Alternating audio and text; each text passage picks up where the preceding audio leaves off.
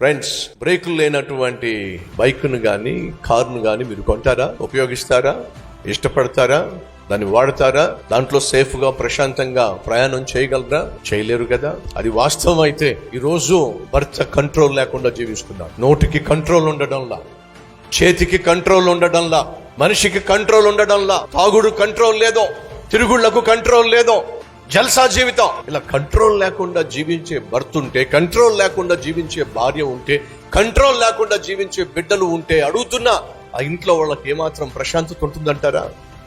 సహోదరుడు, వింటున్నావా? కంట్రోల్ తప్పి నువ్వు జీవిస్తున్నావు, నీ వల్ల నీ భార్య నరకం అనుభవిస్తుంది. కంట్రోల్ తప్పి నీ ఇష్టం వచ్చినట్టుగా నువ్వు మాట్లాడుతున్నావు, నీ వల్ల నీ భర్త నరకం అనుభవిస్తున్నాడు. తమ్ముళ్ళు, చెల్లెళ్ళు, కంట్రోల్ లేకుండా మీరు జీవిస్తున్నారు. మిమ్మల్ని కన్నటువంటి అమ్మ నాన్నకు నిద్ర పట్టడం లేదు, నరకం చూపించేస్తున్నావు.